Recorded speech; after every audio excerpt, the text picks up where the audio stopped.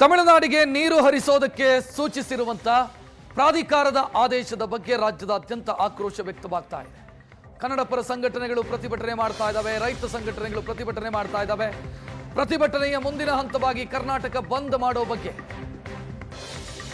ನಿನ್ನೆ ಅಭಿಪ್ರಾಯ ವ್ಯಕ್ತವಾಗಿತ್ತು. ಇವತ್ತು ಅದರ ಬಗ್ಗೆ ಸಭೆ ನಡೀತಾ ಇದೆ. ಕನ್ನಡ ಸಂಘಟನೆಗಳು, ರೈತ ಸಂಘಟನೆ, ದಲಿತ ಸಂಘಟನೆಗಳು, ಆಟೋ, ಟ್ಯಾಕ್ಸಿ, ಬಸ್ಸು, ಹೋಟೆಲ್ ಯೂನಿಯನ್ಗಳು ಇವರಿಗೆಲ್ಲರಿಗೂ ಆಹ್ವಾನ ಕೊಡಲಾಗಿದೆ. ಬಂದ್ ಮಾಡಬೇಕಾ ಬೇಡವಾ?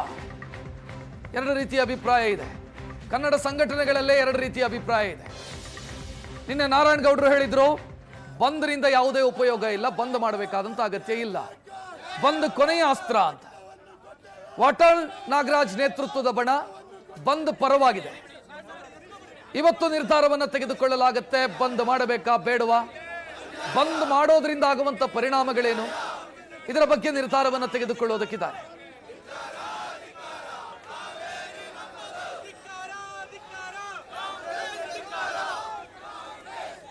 ನೀರು ಹಂಚಿಕೆ ಸಮಿತಿ ನೀಡಿರುವಂತಹ ಆದೇಶವನ್ನ ಕಾವೇರಿ ನೀರು ಪ್ರಾಧಿಕಾರ ಕೂಡ ಇವಾಗ ಎತ್ತಿ ಹಿಡಿದಿರ್ತಕ್ಕಂಥದ್ದು. ಈ ಮೂಲಕವಾಗಿ ಕನ್ನಡ ಹೋರಾಟಗಾರರು ಸಾಕಷ್ಟು ಅಸಮಾಧಾನವನ್ನ ವ್ಯಕ್ತಪಡಿಸಿದ್ದಾರೆ. ಶಿವರಾಮೇಗೌಡ ಇದ್ದಾರೆ, ಬನ್ನಿ ಅವ್ರನ್ನ ಮಾತಾಡ್ಸೋಣ.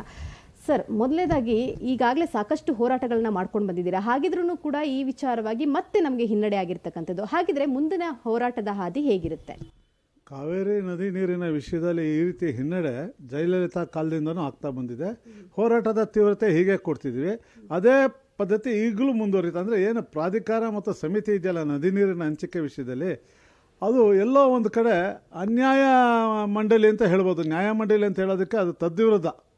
ಎಲ್ಲೋ ಒಂದು ಕಡೆ ಇಲ್ಲಿ ನಮಗೆ ಗುಮಾನಿನೂ ಕಾಡುತ್ತೆ. ಯಾಕಂದರೆ ನಾವು ಕರ್ನಾಟಕದ ಒಕ್ಕೂಟ, ಭಾರತದ ಒಕ್ಕೂಟದ ವ್ಯವಸ್ಥೆಯಲ್ಲಿ ಕನ್ನಡಿಗರು ಇಲ್ವೇನೋ ಅಂತಕ್ಕಂಥ ಭ್ರಮೆ ನಮಗೆ ಕಾಡ್ತಾ ಇದೆ.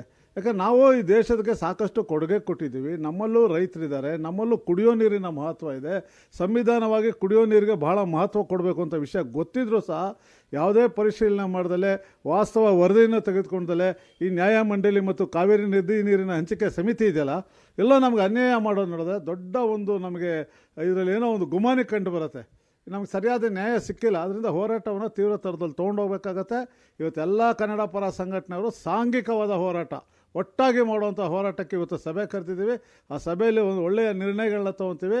ಇಲ್ಲಿ ರಾಜ್ಯ ಸರ್ಕಾರವು ಕೂಡ ಬದ್ಧತೆಯಿಂದ ಇರಬೇಕು. ನಾಡಿನ ಜನರ ಹಿತಾಸಕ್ತಿನ ಕಾಯೋ ನಿಟ್ಟಿನಲ್ಲಿ ಬಲಿಷ್ಠವಾಗಿ ಕೆಲಸ ಮಾಡಬೇಕು. ಎಲ್ಲೋ ಒಂದು ಕಡೆ ಅಧಿಕಾರದ ಆಸೆಗೆ ಇನ್ನೊಂದು ಬಂದು ರಾಜ್ಯದ ಹಿತಾಸಕ್ತಿನ ಬಲಿ ಕೊಡೋ ಕೆಲಸ ಮಾಡಿದ್ರೆ ರಾಜ್ಯ ಸರ್ಕಾರದ ವಿರುದ್ಧವೂ ತೀವ್ರತರವಾದ ಹೋರಾಟವನ್ನು ಮಾಡಬೇಕಾಗತ್ತೆ ಎಂದು ಎಚ್ಚರಿಕೆ ಕೊಡ್ತೀವಿ. ಇವತ್ತು ಇದೇ ವಿಚಾರವಾಗಿ ಕನ್ನಡ ಪರ ಸಂಘಟನೆಗಳೆಲ್ಲ ಸೇರಿ ಒಂದು ಸಭೆಯನ್ನ ಕೂಡ ಕರೆದಿದ್ದೀರಾ. ಸೊ ಸಭೆಯ ತೀರ್ಮಾನ ಏನಾಗಬಹುದು? ಸಭೆಯಲ್ಲಿ ಆಗುವಂತ ಚರ್ಚೆಗಳೇನು ಪ್ರಮುಖವಾಗಿ?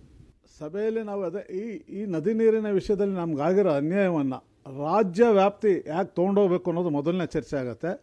ಇದು ಅಂತಿಮವಾಗಿ ಇದಕ್ಕೆ ಕರ್ನಾಟಕ ಬಂದ್ ಕೊಡೋ ಅಂತಕ್ಕಂಥ ಒಂದು ವಿಷಯವನ್ನು ಪ್ರಸ್ತಾಪ ಮಾಡಿದ್ರು. ಬಂದ್ ಅಂತಕ್ಕಂಥದ್ದು ನನಗೆ ಒಂದು ಹಂತ ಅಷ್ಟೇ, ಆದರೆ ನಮಗೆ ನ್ಯಾಯ ಸಿಗಬೇಕು ಅನ್ನೋದು ಬಹಳ ಮುಖ್ಯ. ನದಿ ನೀರಿನ ವಿಷಯದಲ್ಲಿ ಬೆಂಗಳೂರಿನ ನಾಗರಿಕ ಕುಡಿಯೋ ನೀರಿನ ವ್ಯವಸ್ಥೆಗೂ ಧಕ್ಕೆ ಆಗಬಾರ್ದು, ನಮ್ಮ ರೈತರ ಹಿತಾಸಕ್ತಿಗೂ ಧಕ್ಕೆ ಆಗಬಾರ್ದು. ಅದು ಬಹಳ ಪ್ರಮುಖವಾದ ಅಂಶದಲ್ಲಿ ಹೋರಾಟವನ್ನು ಹಂತವಾಗಿ ಯಾವ ಥರ ತೀವ್ರತರವಾದ ಹೋರಾಟವನ್ನು ನಾವು ಮಾಡಬೇಕಾಗತ್ತೆ. ದೆಹಲಿಯ ದೊರೆಗಳಿಗೆ ಈ ವಾಸ್ತವ ಸ್ಥಿತಿನ ಅರಿವು ಮಾಡೋ ನಿಟ್ಟಿನಲ್ಲಿ ಹೋರಾಟದ ರೂಪುರೇಷೆಗಳನ್ನ ರೂಪಿಸ್ತೀವಿ. ಸೊ ಇದಿಷ್ಟು ಶಿವರಾಮೇಗೌಡರ ಮಾತಾಗಿತ್ತು. ಕ್ಯಾಮ್ರಾ ಪರ್ಸನ್ ರುದ್ರೇಶ್ ಜೊತೆ ರಕ್ಷಾ, ಏಷ್ಯಾನೆಟ್ ಸುವರ್ಣ ನ್ಯೂಸ್, ಬೆಂಗಳೂರು.